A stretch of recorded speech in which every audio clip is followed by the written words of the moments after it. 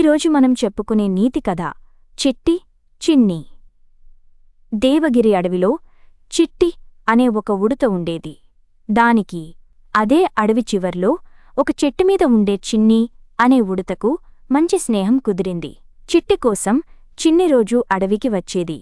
ఒకరోజు చిన్ని, నువ్వు ఉండే చెట్టు దగ్గర జామపండ్లు ఎంత తీయగా ఉంటాయో, నేనుండే దగ్గర అయితే చేదుగా ఉంటాయి, అస్సలు తినాలనిపించదు.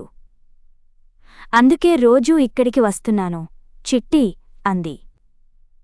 జామపండ్లు చేదుగా ఉంటాయా? నేనెప్పుడూ వినలేదే, ఆశ్చర్యంగా అంది చిట్టి.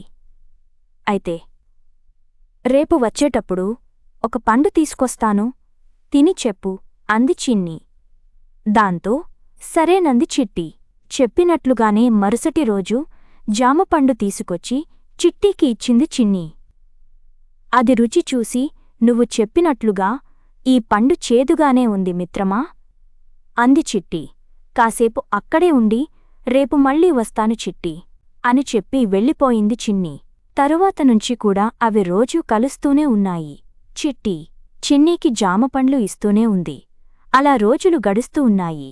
చిట్టి చిన్నిని మొదటినుంచి గమనిస్తున్నా ఒక కోయిల ఒకరోజు దగ్గరికి వెళ్ళి, మిమ్మల్ని చూస్తే అసలు ఎంత ఆనందంగా ఉందో, ఒకరి స్నేహం కోసం ఇంకొకరు ఎంత ఆలోచిస్తున్నారో అంది. అసలేమీ అర్థం కానట్లుగా చూశాయవి.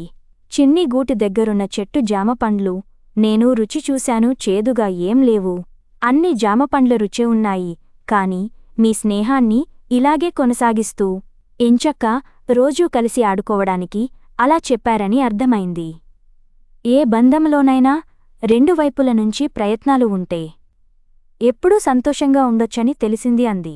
ఆ మాటలు విని నవ్వుతూ, అవును, మేమిద్దరం మంచి స్నేహితులమంటూ చిట్టి చిన్ని నవ్వుతూ ఒకదాన్నొకటి దగ్గరికి తీసుకున్నాయి.